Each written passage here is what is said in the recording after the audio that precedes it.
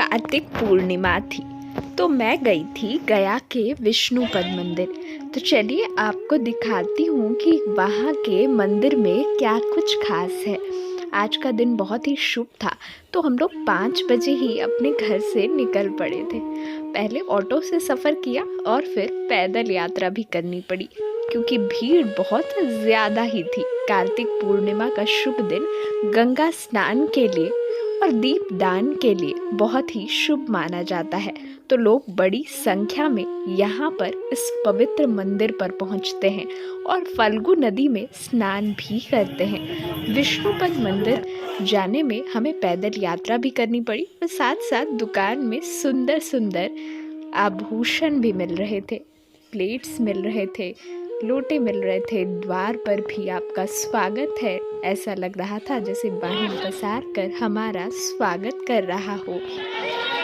और अंदर जाने के लिए हमें भीड़ का भी सामना करना पड़ा क्योंकि भीड़ बहुत ज़्यादा ही थी और हम फिर भी भीड़ में घुस ही गए और हमें तो अंदर जाना ही था ना, दर्शन जो करने थे।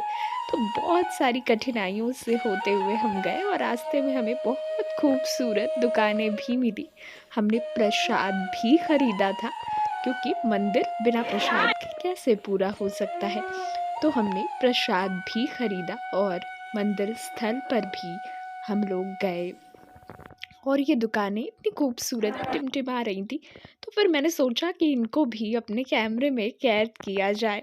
तो मैंने विष्णु जी के चरण पादुका जो मिल रहे थे उसे भी अपने कैमरे में कैद कर लिया और विष्णुपद मंदिर की चोटी भी दिख रही थी उसे भी कैद कर लिया।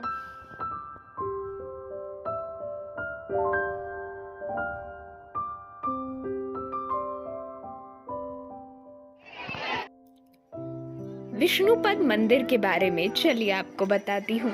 बिहार के गया में फल्गु नदी के पश्चिमी तट पर स्थित है विष्णुपद मंदिर। भारत के सर्वोत्तम तीर्थ स्थलों में से एक है। मंदिर के शीर्ष पर 50 किलो सोने का कलश तो वहीं 50 किलो के सोने की ध्वजा सुशोभित है। भारत के सर्वोत्तम तीर्थ स्थलों में से एक विष्णुपद मंदिर में यूं तो आम दिनों में भी भारी भीड़ होती है, लेकिन खासकर पितृपक्ष के मौके पर यहाँ पिंडदान करने के लिए देश भर से लोग पधारते हैं। अपने पितरों के लिए तर्पण करते हैं, उनकी आत्मा की शांति के लिए पूजा की जाती है। आपको बता दें कि मंदिर में विष्णु जी के चरण विराजमान हैं जो 40 सेंटीमीटर लंबा है। यहाँ पर पिंडदान करने से न सिर्फ परिवार को सुख शांति की प्राप्ति होती है बल्कि पितरों को भी अद्भुत लाभ होता है।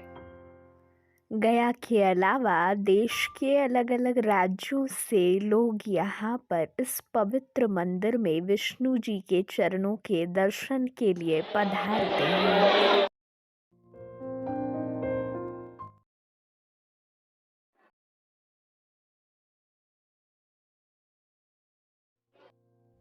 ये मुख्य मंदिर का आप दर्शन बाहर से कर सकते हैं। मंदिर के पूर्वी छोर पर स्थित है सीता कुंड। जी हाँ, सीता कुंड में कार्तिक मास की पूर्णिमा पर भारी भीड़ जुटी हुई थी। गंगा स्नान करने का रिवाज जो है सीता कुंड में पूरा किया जा रहा था। माना जाता है कि राजा दशरथ का पिंडदान माता सीता ने इसी स्थान पर किया था और इसलिए इसे सीता कुंड के नाम से जाना जाता है।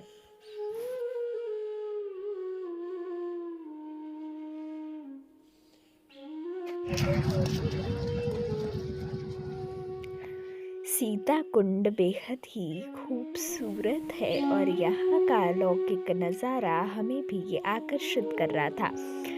बिहार में छठ पर देखते हैं नाक पर से सिंदूर लगाते हैं और आज कार्तिक मास की पूर्णिमा पर भी यही नज़ारा देखने को मिला। पूछने पर बताया कि ये प्रतीक होता है, संपूर्णता को दर्शाता है। ये समझ में आता है कि हम त्योहार मना रहे हैं। सचमुच ये सारी संस्कृति ही हमारे भारत को और भी श्रेष्ठ बनाता है। आध्यात्मिकता का तीर्थ है हमारा भारत। यही सिखाता है कि हम अपने संस्कारों को ना भूलें और हम अपने अंदर दिव्य गुणों को धारण करें, उस परमात्मा से योग लगाएं और अपने जीवन को विष्णु समान महान बनाते हैं।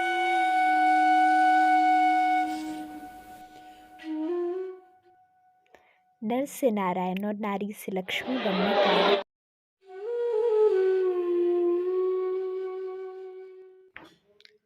पुरुषार्थ करें और अपने जीवन को श्रेष्ठ बनाएं।